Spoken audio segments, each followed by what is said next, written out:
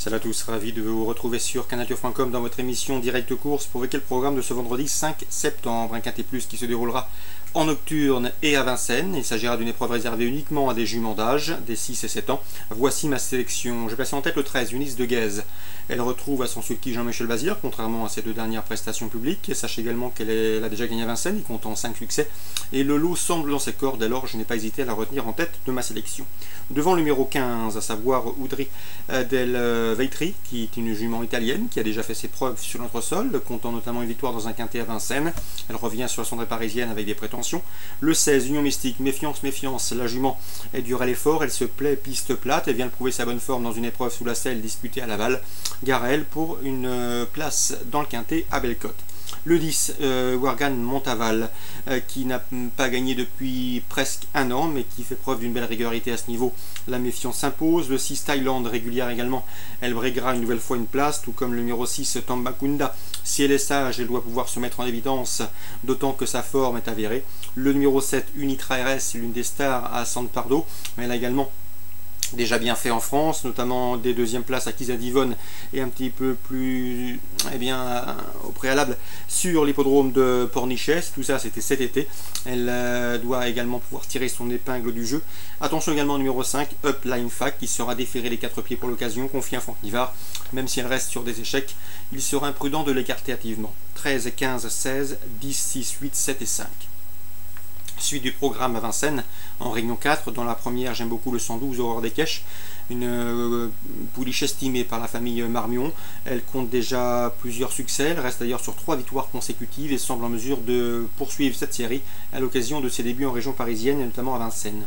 Le 304, Amour de Lupin, même entraînement, Jean-Paul Marmion, qui reste sur 2 places de deuxième autre-montée, qui trouve l'occasion ici d'ouvrir son palmarès dans la discipline. Le 304, Amour de Lupin, le 112, Aurore des Caches.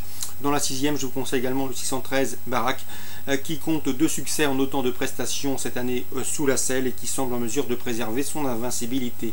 On lui posera toutefois les 2 protégés de Franck Leblanc, le 604 et le 603, qu'ils valent mieux que ne l'indique leur dernier classement brut. 613 pour la surprise, le 4 et le 3.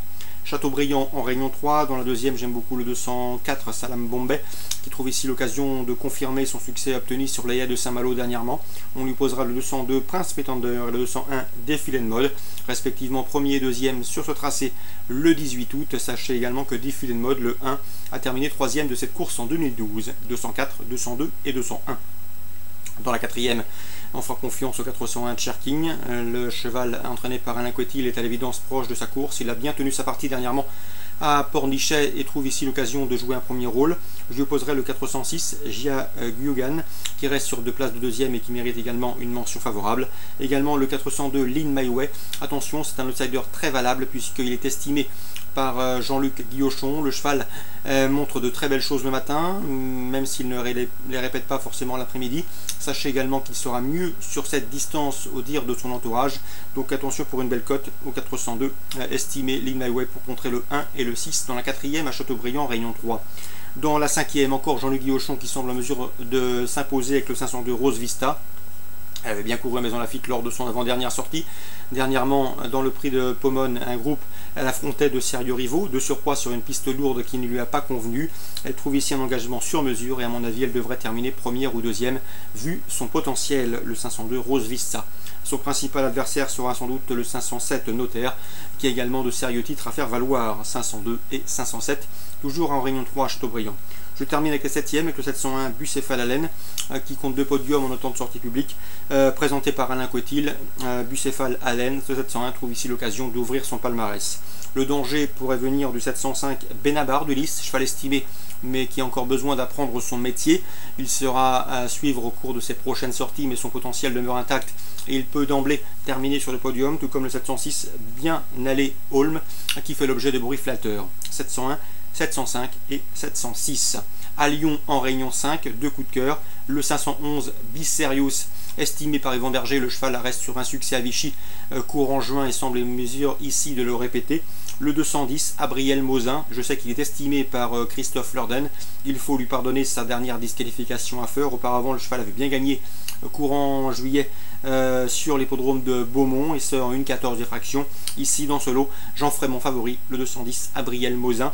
On lui posera le 214 Andronique et le 115, à savoir Avenir.